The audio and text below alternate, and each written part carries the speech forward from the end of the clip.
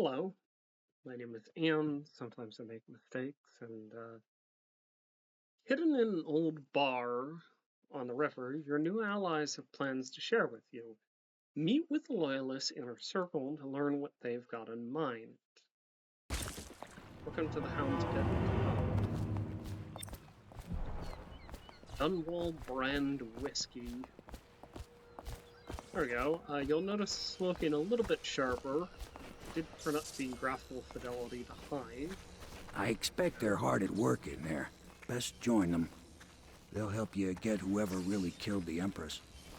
Yes, I'm sure. You cannot kill the rat plague.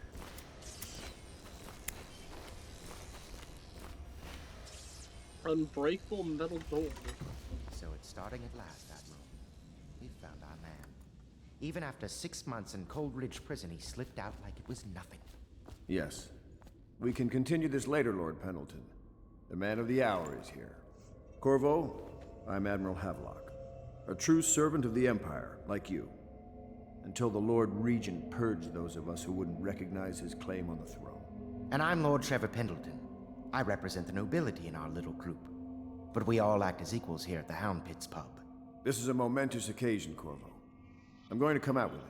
We've been building a coalition of loyalists, aimed at ending the Lord Regent's tyranny and restoring the throne. At risk of execution, we're committed to finding young Lady Emily and seeing her crowned as Empress. We've got big plans, but we can't do any of it without you.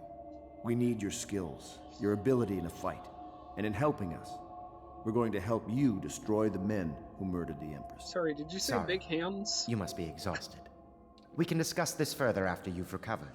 But before you retire, you should introduce yourself to Piero. He's challenging at times, but his industrious mind buys him that right. Yes, I'm fairly... Piero's as much an artist as a technician. He's going to be crafting the gear you'll need. Go talk to him, and then get some sleep. We can talk more when you've rested. Certain you said you have big hands? Is that it? You've got big hands? Sorry. Some powdered crystal, some hemlock essence.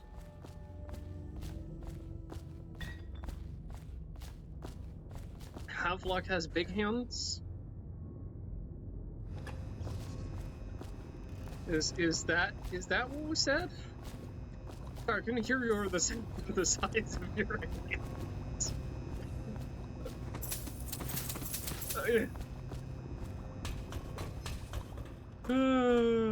Sorry.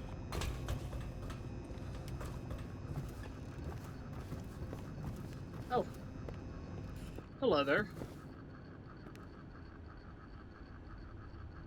My, you must be Corvo. I am Lydia, at your service. Your room is upstairs and ready. When they told me who it was, well, I thought you'd be older, like the Admiral. So, according to some of the art here, River he has traffic kind is of forbidden shaggy from hair. landing in the distillery district due to risk of infectious contact. Violators will be taken to the flooded district for treatment and rehabilitation. Oh, so you have normal-sized hands. Expert for a series of overseer vacations by High Overseer Abram Templeton, Litany on the White Cliff. And I say to you, brothers, it is here that we make our stand as a righteous force against the growing darkness. It is here that we unite against the spirits of the unknown that would drag us screaming into the night, never to return to our homes, to our families. Together we will serve as a rod to those who would stray from the herd, for the foggy gray wastes of the outsider. We will burn a bright fire with our virtuous actions, so that others will not lose their way. And to those who choose to wander, or those who choose to wander beyond the walls of our homes and far places, we will strike at them swiftly before they whisper to their neighbors, filling their hearts with strangeness and doubt.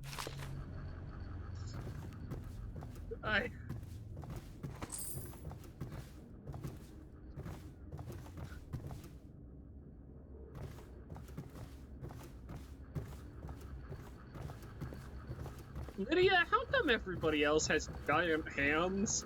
Is that an illness? Is this a symptom of a new illness sweeping the nation that we should be concerned about? Is it swelling? Is that it?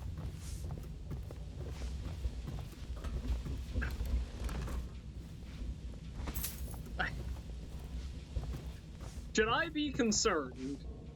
Log entry 1-4. It seems we've moved to a new phase. Martin's improvisations have borne fruit. The former bodyguard has been freed and is en route to the staging location. With Pendleton's voting bloc and my military connections, all we've lacked is the ability to project lethal force in a controlled manner against a previously inaccessible... to the point, we need a man who can kill the bastards for us. Corvo is more than capable of that, I have no doubt. End log. Is this off? Switch. Where the hell is it? It has been days since our men were dispatched to stash weapons for Corvo in the old sewer. They have not returned, so I can only hope that they succeed in getting the packages delivered. Piero spent considerable time and resources making those things. If I could find a way to mass produce them, the Dunwall Navy would secure its place as the dominant force on the globe. But back to Corvo. Can he actually break out of Cold Ridge, and if so, will he make his way here? I personally give him odds of 1-5. Excerpt from book on naval history, Admiralty in the Fleet. Well, each of the Isles has some form of naval fleet, and none is more envied than that of Bristol. With its long, proud history of great ships and the admirals who command them, boys come of age in the cities of Bristol, hoping to someday captain such a ship, and family dynasties are made by those captains who will track down infamous pirates or crush seditious uprisings, as during the Morley insurrection. In times of war and peace, Bristol continues to innovate at sea.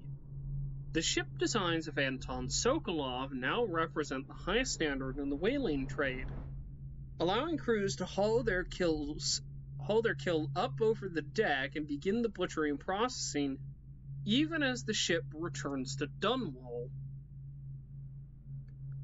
The crews can be seen working on their latest whale as the ship moves slowly up the Renhaven River, coming to dock with one of the powerful warehouse companies such as Greaves Whaling House.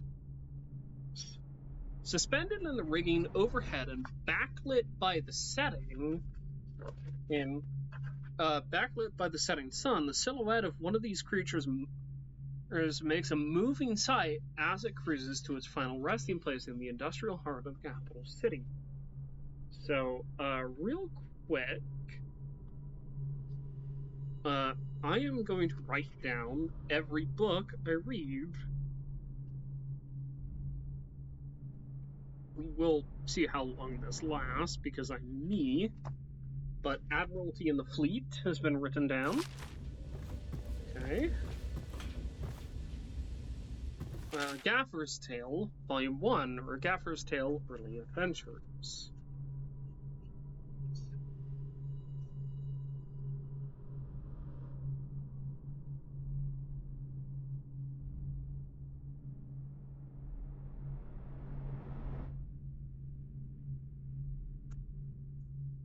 My sister Nina and I left Tivia together, saying goodbye to our aunt, the woman who raised us since childhood. Leaving behind our home city of Yarrow and the cold but beautiful white landscapes we had always known, we boarded a ship for Dunwall. Our parents had left us with a sizable inheritance, and we spent half of this getting to the capital city and establishing a small import shop dedicated to Tivian furs. Once I'd helped Nina establish the business, I was free to pursue my dream. Signing on with a whaling ship was the most exciting thing I'd ever done, and I saw it as a means to an end. Someday I would captain my own crew and eventually own a fleet of similar vessels. With tears in her eyes, Nina kissed me farewell, and I did not see her for many months. As an apprentice to the gaffer, I got to see the tracking and killing of the great beasts up close. Nothing had ever fired my spirit so as the wind and pounding waves racing after a wounded whale, being pulled by a skein of cables embedded in its thick flesh. I changed more in those first 7 months than I had in the previous 7 years. Whaling was beginning to put its mark on me so that Nina barely recognized me when I returned, tanned and sinewy with muscle, weather creases already wrinkling the corners of my eyes. She could see that I was filled with joy, having found my purpose. Lovely. I love the absolutely comical distribution of the hand size in this game.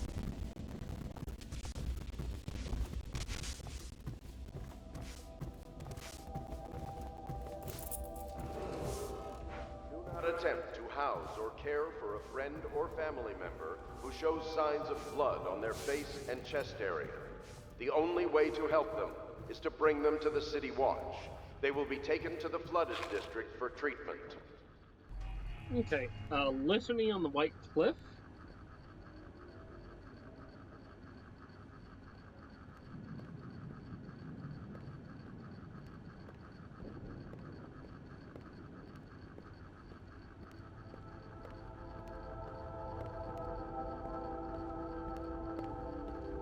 Okay, let's go ahead and read. Sorry. What will we do with the drunken whaler? What will we do with the drunken whaler? This really deserves to be sung, doesn't it? What will we do with the drunken whaler? What will we do with the drunken whaler? What will we do with the drunken whaler early in the morning? Anyway, yeah, we'll... we're not gonna finish that, but we'll add that to our list, shall we? Maybe if you're very good, I'll finish, or very bad, even, I'll finish the Harpooner songs. Gaffer's Tale 2.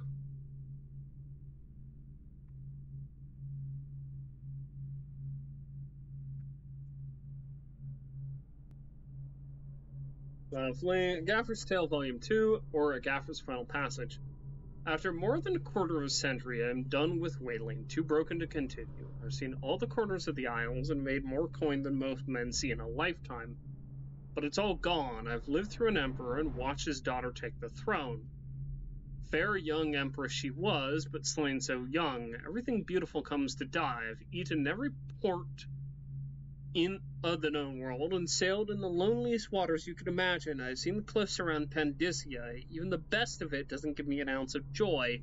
The years come back across my dreams as a line of butchered bodies, long, sleek, and singing among the waves under the moonlight, only to be speared by ugly, weather-scarred men who'd knife each other for a good pair of boots. Each year I had less time to come home. My tongue forgot the language of small chatter, and those who lived in the cities thought me odd. My sister Nina hardly knew what to say to me during our visits. When she lost her business to the Lord Regent's crooked barrister, I was 100 miles east of Morley, gaff hand frozen from the sleet as we tracked the first bull whale we'd seen in months. I'd helped her as much as I could, but Nina died in the early days of the plague. None of it mattered. If I'm jaded and bitter, it's because this industry has taken away my dreams. The world has beaten me. Shadow on Bitterleaf. Excerpt from a longer work of fiction. Finding my way by the feeble light of the dying fire, I saw her working. Hold on.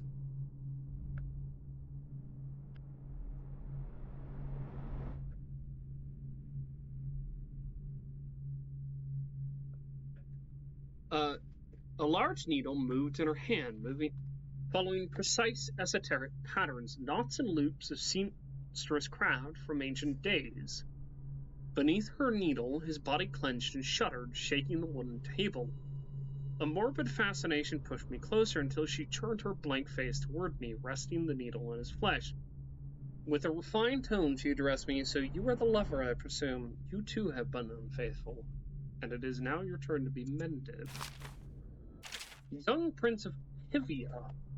Lord Nathan Bale, shaking with outrage. How dare you, sir? Clothed so in my very home. Should hand you over to the watch, depraved Tivian. Prince Kalasar, moving closer. It's a harsh welcome for royalty, my lord. Your daughter treated me with much more hospitality. Alas, she has gone out for the evening, leaving me all alone. Lord Nathan Bale, stammering, studying the young man before him. What are you doing? Leave this house. Go back to your frozen wasteland, you pale rascal. Prince Kalasar, smiling coyly, reaching out.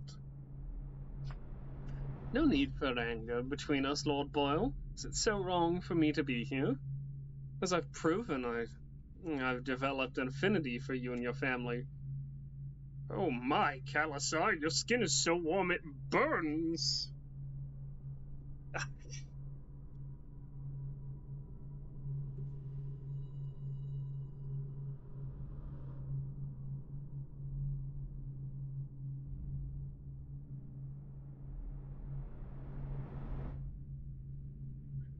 Okay, interesting. Neat stuff.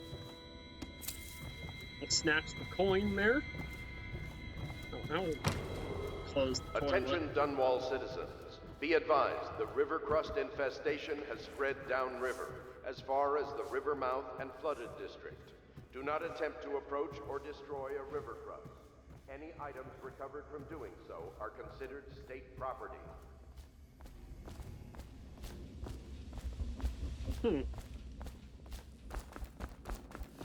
Good to have you with us, Corvo. Nothing against the others, but there's no substitute for a man who's done his service for the crown. Yes, I'm sure. Have you talked to Piero yet? He made the weapons we left for you on your way out of Coleridge Prison. Go see him when you can. I'm seeking out books. And the more you give me, the faster this goes. If I may, I am the personal assistant to Lord Pendleton, and one of the senior servants at Pendleton House, as was my father. Now I am entrusted with this house, the home of the Loyalists. I have never seen the Admiral fail at any venture. If order can be restored to the city of Dunwall, I believe he can do it. If anyone can get your old life back, it's him. Interesting. Up. Put it away. We have the third floor here. Lydia here.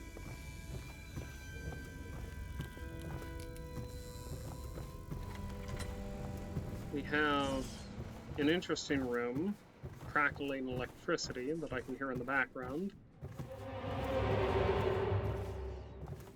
Sorry, what is this? Oh, the golden cat. Yes. Finest ladies in all of the Isles. We use lightning oil, high grade and undiluted.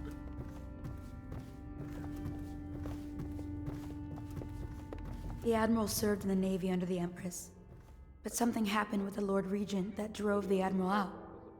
If I understand it right. Yes. The daughter of our beloved late Empress is required to speak to the City Watch at once.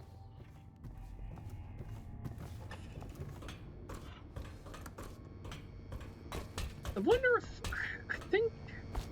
I'm not entirely certain, but I think Lawless might be played by Brian T. Blaney, in which case, say hello to the masculine sole survivor.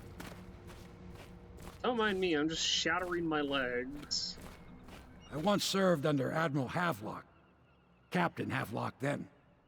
I don't know if he remembers me, but I fear it's rude to ask. I don't want to embarrass him. Paper Peak map. Mysteries of Pandicia. Okay. Well, let me write that down real quick.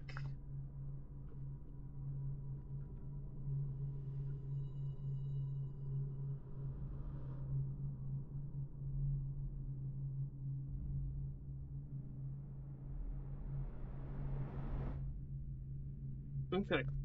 At the Academy of Natural Philosophy, they speak of the Pandician continent as a place of wonder, where all of life has intertwined and blossomed across aeons, producing a vibrant ecology unrivaled in the civilized world.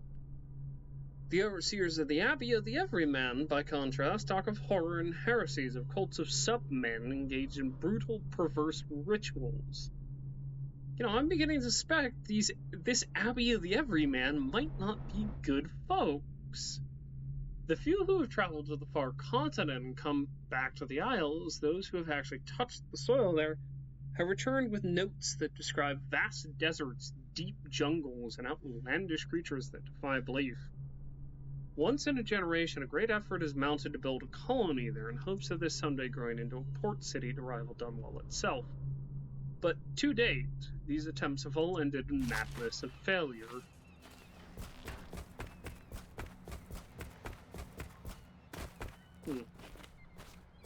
Well, cages for dogs.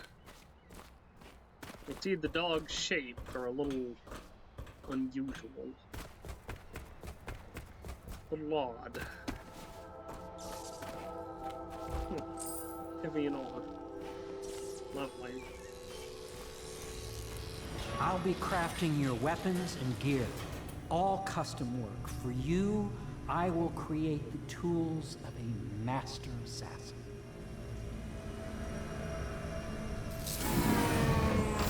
No! This cannot happen now. The tank of whale oil's run out. Will you get a new tank from upstairs, please, while I hold this in place? Be careful. The oil's unstable. When it explodes, there's a terrible mess. A terrible mess, you say? The Southern Skies. Sokolov technology in the new age. Hold on.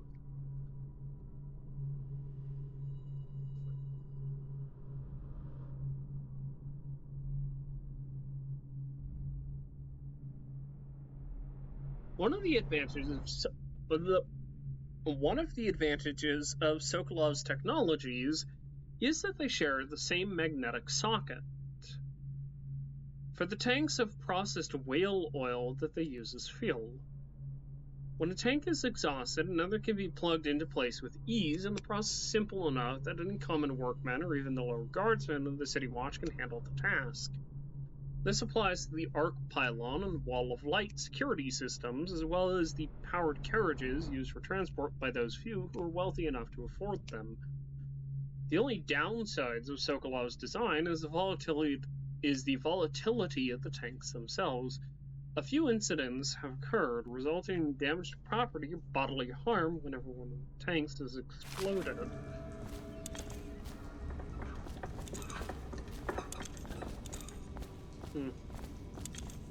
Oh, that right there is almost certainly a ripsaw. And if you don't know what a ripsaw is, you've almost certainly That one is empty. A new tank, please. You've almost certainly heard a ripsaw before, because it is that classic sawing sound. A second solution. Lovely. Okay. Excerpt from a series of newspaper articles from prominent natural philosophers by Piero Joplin. Hold on.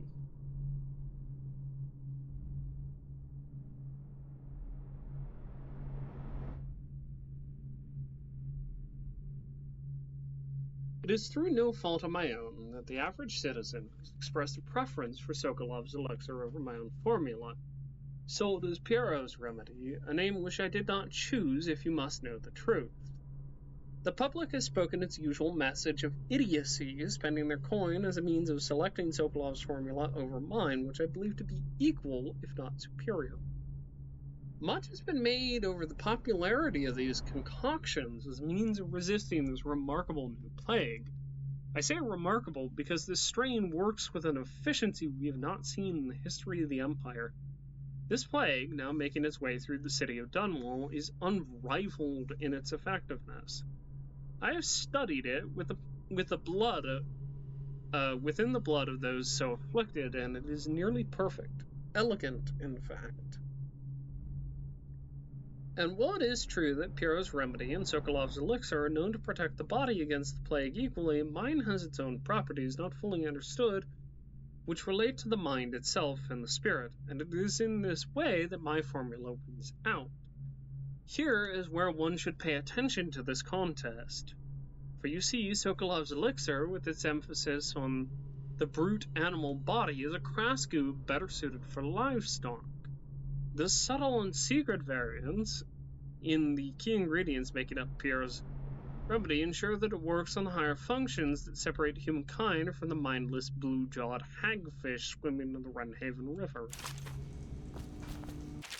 Piero? No, I will not sign off on these purchases. A bag of powdered crystal, Tivian ore? What's wrong with the metals in Bristol? King Sparrow feathers? If you need feathers, sacrifice your own pillow. Maybe at the academy everything you needed was paid for by tariff and handed out willy-nilly, but this is my bar, what's left of it, and we're operating on a budget. We're running low on oil, food, elixir, building materials, and everything else, so you've got to slow down.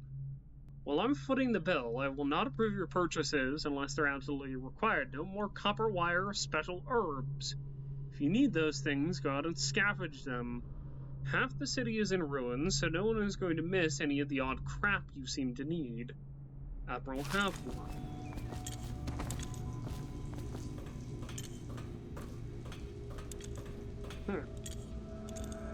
Interesting.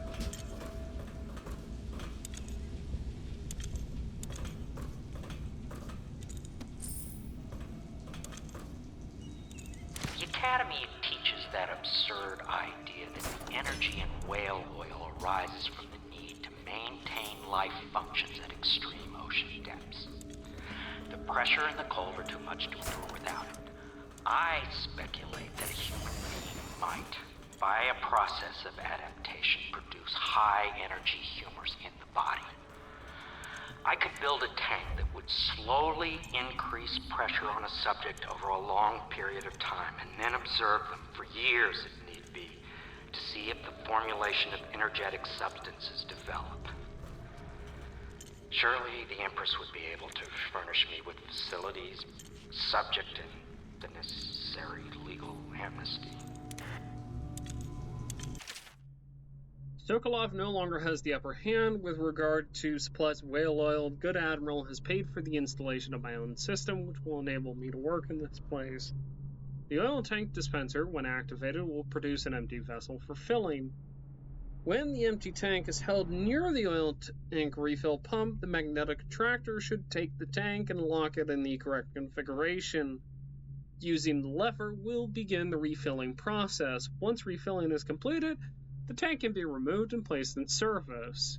Extreme caution must be used in handling the full tanks. They're quite unstable. The system is sound and well engineered. It appears that the Greaves Oil Company has done something correctly for once. Whale oil processing. Lovely. Let's go ahead and mark that down.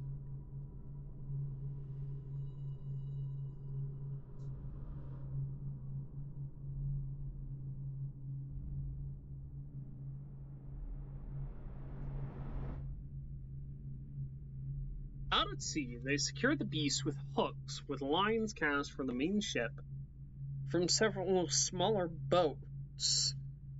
Buoys keep the whale from diving deep. Once it's caught, a larger hook is driven through the tail, which is used to hoist the creature up through the chute.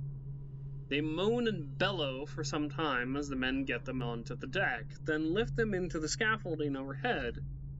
The ship adjusts its prow and returns to port in Dunwall, where the crew works on the great creature, slicing off the fattiest parts while it still lives. That is kind of barbaric.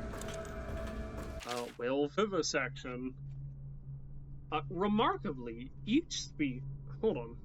Give me a moment, actually.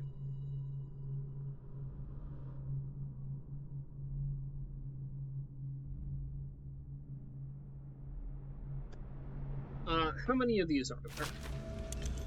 2. Failed experiments, and then dead counter.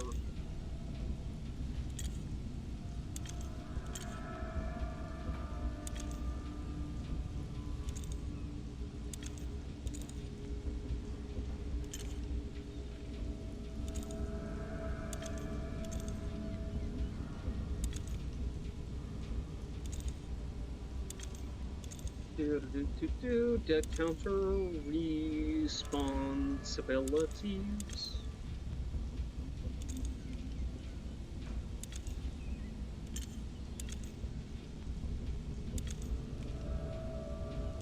That's quite enough. Yeah, sure, okay. Oh, no. Excerpt from the notes of a natural philosopher aboard a whaling ship. Remarkably, each specimen I had the pleasure of studying during the voyage possessed some minor variance in physiology. On the second leg of the trip, east of Tevia, the crew hauled aboard a female some 42 feet in length.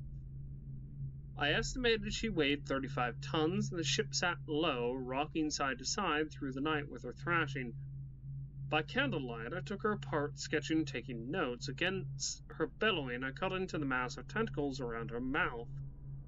Within, I found row upon row of teeth and a baleen running along the upper jaw. Through this broom-like structure, I assumed she filtered food from the water that was too small to be chewed. Excerpt from a series of lectures on natural philosophy by Piero Joplin. Of course I have attempted to improve upon Sokolov's designs. Of course, and why not? After all, it is likely that his thinking was influenced in some small way by our time together at the Academy. We are all part of a community striving to unknot the mysteries of the cosmos. Even those among us who possess the greatest minds are often led to a fruitful line of consideration by, how does one say it, our intellectual subordinates. Sokolov is no exception to this, despite the glamour of genius he has cast over the aristocracy. Further it is true that many of my experiments have failed. No need to gossip about it behind my back in your social clubs and the very chambers of the Academy itself. Great ambition requires risks. You may laugh now at my door to nowhere, but someday you will not.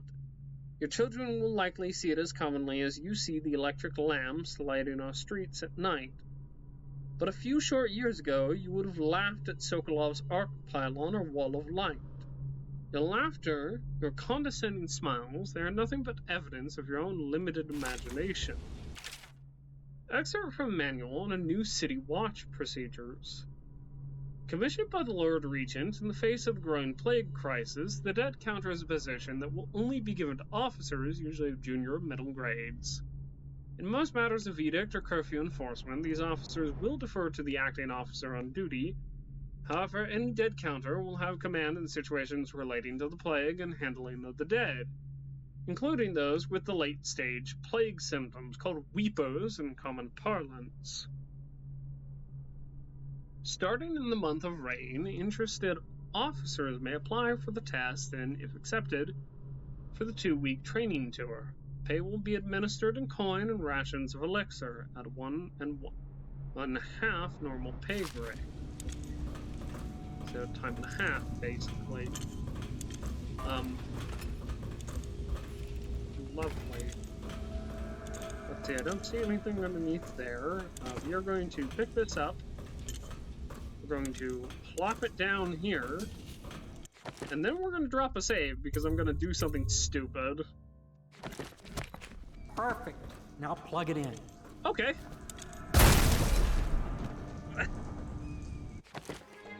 The lightless conspiracy is dissolved. It should have been more Just get specific near about the where to plug it receptacle. in. Magnetism will do the rest. Oh, Piero, you really gotta be careful. Someone might take these instructions Perfect. as Thank you, Cole. Here, see? The assassin's mask.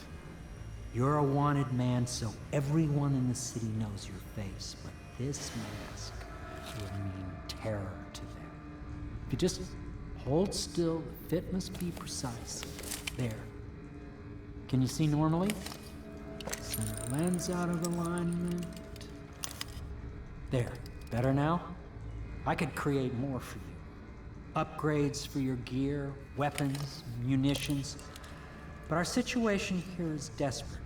Scavenge the city for valuables and I will resell them on the black market. That should give us the money to craft the things you need.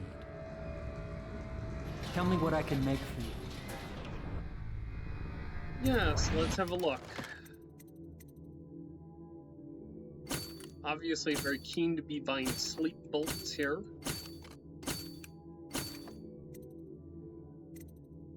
You can't sell anything, and you can't reuse sleep bolts for obvious reasons. We have crossbow range, combat sleep darts. That'd be very good.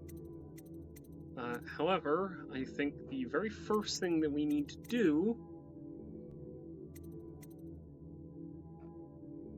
so this is just regular bolts, not incendiary or sleep. We have bone charm capacity, Corvo's pistol upgrade. We could buy that, we certainly could. Sword crossing. Combat sleep darts. I think we buy mask optics. There we go. That's the first thing that we want. We want crossbow accuracy.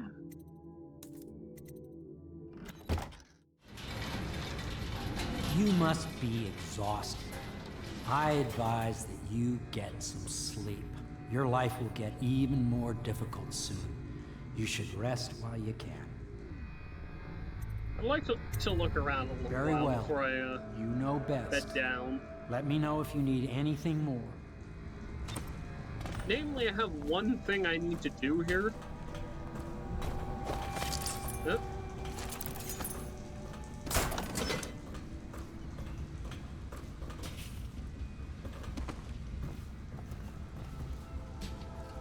There you go. Oh, I guess you take his pillow.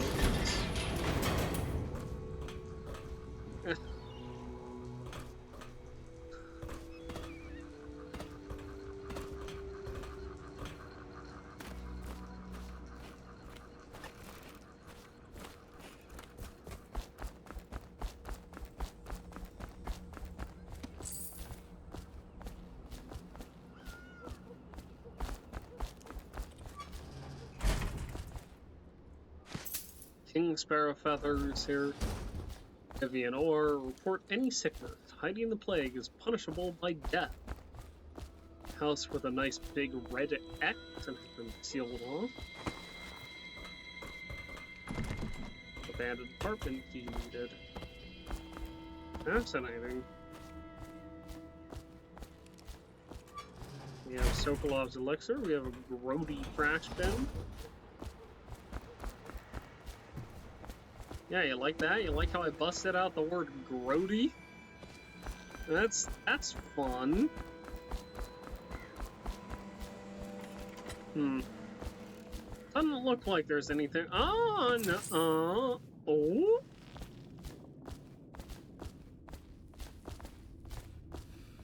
You've met Piero. Good. You'll want to get some rest now. You'll be needed soon.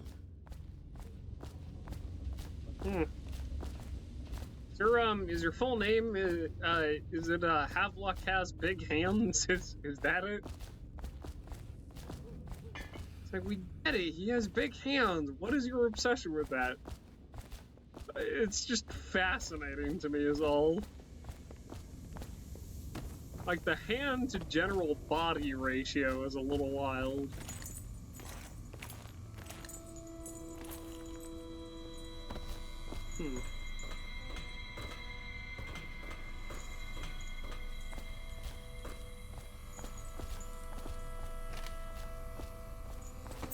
Processed whale oil.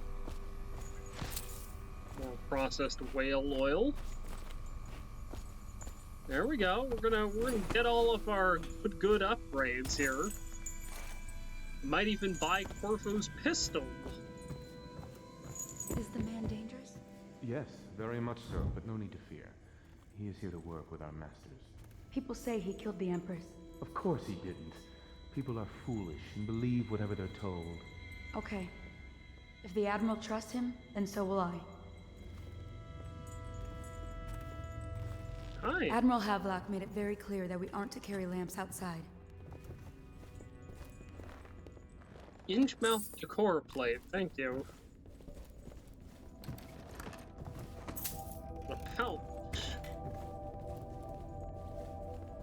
Pleased to meet you, Master Corvo. I saw you at court in happier days, but you might not remember. I was once a close ally to the Lord Regent, Hiram Burroughs. Back when he was just the spy master. He's one manipulative bastard, I can tell Are you that. wearing an ascot? Oh, that is dated. That is dated even for you, buddy. My furnishings have been installed at last with no small amount of complaining by that antiquated boatman. The others have no idea what it's like to suffer as I have. Speaking of which... Wallace! Please breathe 2 bottles of Dunwall Red, never mind which, and fetch a clean glass. Well, I'll begin again tomorrow. So, once again, I'm gonna do something stupid here.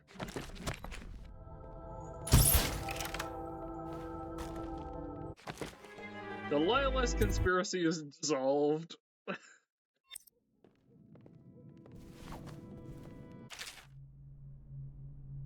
Press and hold thumb mouse button 2 to open the quick access wheel. Select the gadget or power you want to equip in your left hand, or release thumb mouse button 2 to confirm. Assign a hotkey to a weapon or power by selecting that item in the quick access wheel and pressing the shortcut key.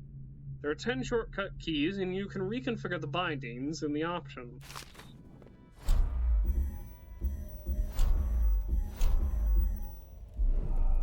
Lovely.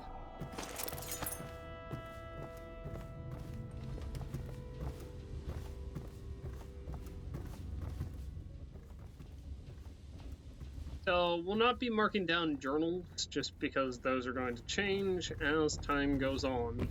But we will be marking down the other books as we get through them. Oh, pardon me, ma'am. Pardon me.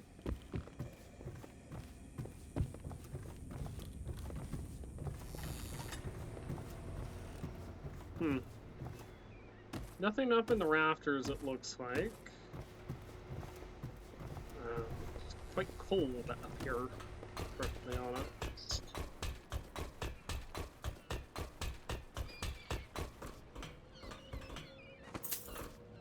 Point of 10. Ah! A Fugue Feast, finally. A book. A new book for me. And Cult of the Spheres, Volume 1. The Trials of Aptitude. I believe that we've already read that, haven't we? Yes, we have. Let's go ahead and mark that down. And the Fugue Feast. Okay.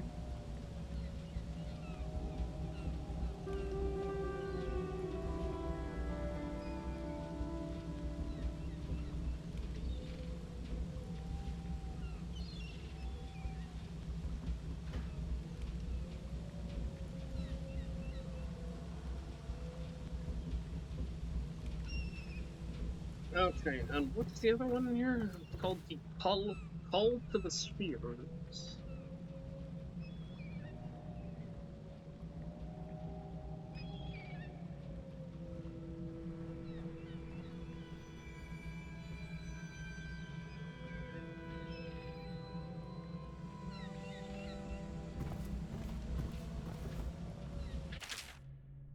At the end of every year, after the last day of the month of songs, we begin the Fugue Feast. The new year has not started, thus the time that follows is outside the calendar. A period of celebration and feasting begins, during which the people abandon the very practices that keep them whole and healthy over the year. Many leave their homes euphoric with spirits or potent herbs. Some paint their faces or wear masks to conceal themselves as they pursue their passions without reservation. When the right cosmological signs are observed and it is time for the calendar to begin anew, the sitting high overseer calls for the hymn of atonement, and the Fugue Feast ends. Families return to their homes, wives to their husbands, enemies put down their weapons, fires are extinguished, no complaint is given for those that have wronged others, deviated from ancient codes, or discarded oaths. For this time, during the astrological alignment, does not exist and is not recorded. The following day starts the new year, marked on the first day of the month of Earth, as it has always been.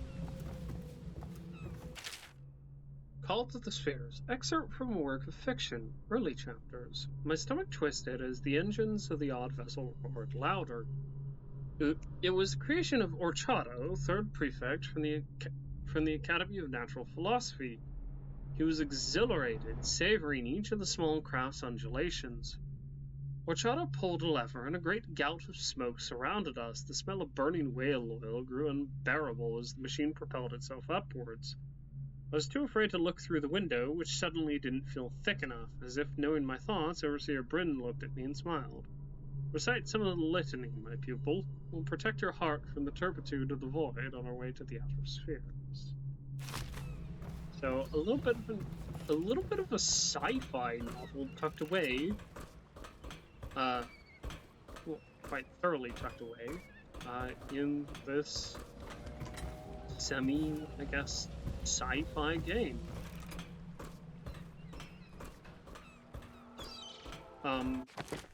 So give me a moment. I would like to check my keybinds here.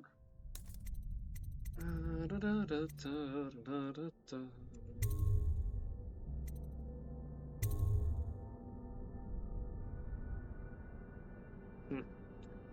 don't know if that's replaced anything here.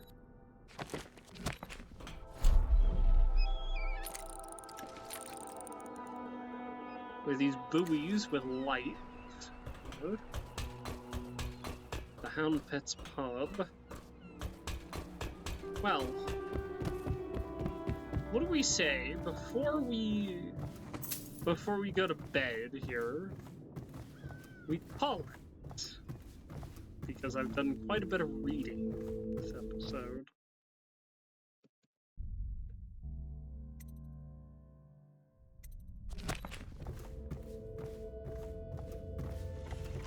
I know that probably upsets some folks, but blood from the eyes. Yes, welcome to my Dishonored playthrough, which I'm going to be taking probably not quite as seriously as some folks would like, but as seriously as I can. And I can't always take everything super seriously. Fine quality, we have smoke, a blue powder, high concentration, purifying the air of sick, disinfecting fluid. Okay.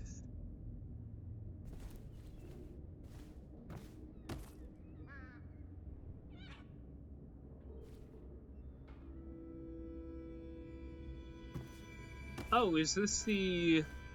Oh, this is the gunpowder that we need. Okay, let's go ahead and drop a save here. And call it a